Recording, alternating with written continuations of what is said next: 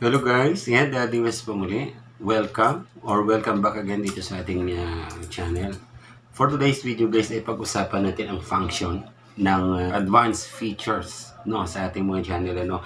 Halimbawa, ikaw ay hindi ka pa monetize, no, at saka lang, kailangan mo yan i-unlock yung advanced features mo na yan para makapag live stream ka or magamit mo yung ibang mga functions pa. Okay? So, ano ba nangyayari, Daddy West? Naka-disable or naka-off? So, ganito ang mangyayari guys, no? Pagka, halimbawa, ang katulad sa akin, no? So, mga hindi ko inasahan, few days ago, ay nagkaroon ako ng violation for community guidelines warning. So, nagpatong na yung aking warning. So, nagdalawa na. Okay, so, dahil doon ay na-disable ang aking advanced features. So, ganito ang nangyari sa akin. Panoorin nyo. So, ito ang aking YouTube studio mga balangga, ano. Dito, nakabalandra. Meron akong active community guidelines strike. Yan, 1 of 3. Oo, ngayon, may mga, ano dyan, may mga guidelines kung paano ang mga policy. So, ngayon, ito lang, ipapakita ko muna sa inyo to. Ayan. Dito, mga balangga, ayan, meron akong 1 of 3. Pag naulit pa yan, yung ganun pangyayari sa external link policy yan eh. And so kapag naulit-ulit, suspended ako ng 2 weeks doon sa may eligibility ko, sa may features eligibility. Ma-expire yung aking strike sa loob ng 90 days. Okay, so yan mga palangga ha, kaya dapat ay ingatan nyo yung pag-upload nyo yan. Okay, so pupunta na tayo sa ating advanced features ha, para malaman nyo kung paano mag-on. Just in case na bago pa lang kayo or just in case na hindi nyo pa pala na i-on ang inyong iba pang mga features. Dito lang yan sa settings. I-click lang natin to. Ito. Settings. And pupunta tayo dito sa ating channel. Ito yung mga basic info. Ito yung ano ko. Yung mga keywords. Okay. So, may advanced settings. And dito tayo focus sa ating main subject for today sa feature eligibility. Yan, kung makikita nyo mga palangga, oh, meron akong 3 advanced features.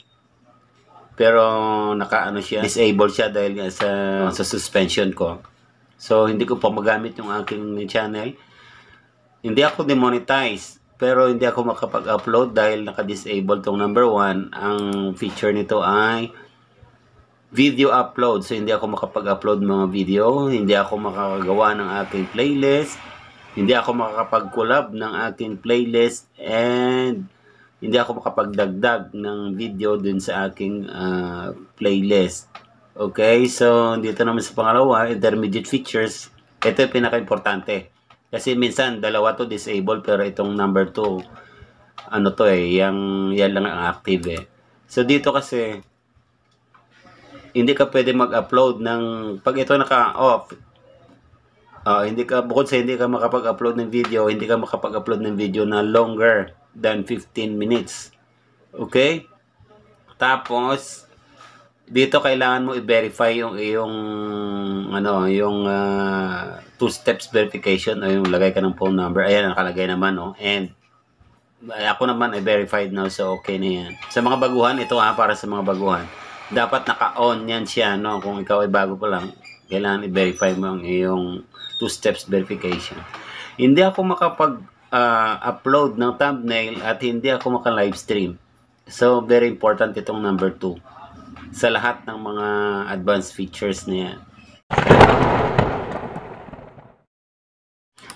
So, number 3, advanced feature, increase daily video uploads. Hindi ka makapagparami ng uploads ito. Expand your reach in YouTube beyond these advanced features. Pag ito naka-off, hindi ka makaka-upload ng marami. No? Ay, bakit ganun? Hindi na ako makaka-upload. Ano pa lang, isa pa lang upload ko, isang long, isang short. So, dahil hindi ito naka-on, mga palangga. So, very important ito. Tandaan nyo kung paano pumunta dito.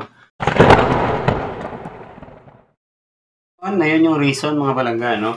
Kung bakit hindi ako makagalaw sa channel ko or hindi niya ako nakikita for 1 week, no? Suspended ako for 1 week. Hindi ko pwedeng wala lahat ng advanced eligibility ko ay naka-disable siya. So, hindi ako makapag-upload, hindi ako makapag-live stream. Wala akong magagawa dyan sa channel ko. Pero, nag-generate pa rin naman yung aking mga videos. Pag may nanood, may ads. May revenue pa rin naman siya. Okay. So, konting silip. No, konting silip din para to spread awareness, mga palangga. Dahil, nag-upload ako ng video na actually hindi ko kasalanan dapat. Kasi nakausap ko naman yung YouTube support, alam nyo naman ako. Kaya lang, meron silang nasilip pa rin sa akin kasi nagpa-review ako eh. Sabi ko, paki-review. Kasi nga wala akong nilabag na guidelines yan dahil hindi naman ako nag-upload ng external link policy. Okay, so meron pa rin silang nakita. No? Ang nakita nila doon, na nag-upload ako ng video na tinuturo ko sa aking mga viewers na libre. Pero ang subject na aking tinuturo ay may bayad. No, naniningil.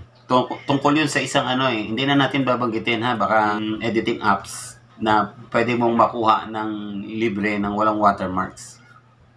O ngayon, naniningil yun kasi may nagpapabayad na siya. So, naka yun mga palangga, naka-private yung video. So, hindi pa na-detect. So, nung natapos ko na lahat, nilagyan ko na ng end screen, video cards, thumbnail, ayos ko na lahat ng settings. Nung pinablic ko, boom. Segundo lang. Segundo lang na wala kagad yung video. Yun pala naka-take down na. Lesson learned kasi nangyayari talaga yan. So hindi naman tayo magiging hindi tayo makapagturo kung hindi natin talaga na-experience. Okay? So, ang advice ko sa inyo ay maging maingat sa pag-upload ng mga videos. No? Ayoko na, siyempre naranasan ko na eh. Pag nasuspended ka ng 1 week, mawawalan ka ng almost $30 to $50 yan. Okay, kung kumikita yung channel, masayang talaga. Kasi nga hindi ka makapag-upload everyday, wala kang activity na nagagawa. So, maboboring ka. Thank you so much for watching guys. No? Sana meron kayong natutunan. Lalo na yung mga monetize na. Yung mga bago, alam nyo na kung saan yung advanced features, saan makikita. Bakit hindi kayo makapag-live stream, doon lang yon.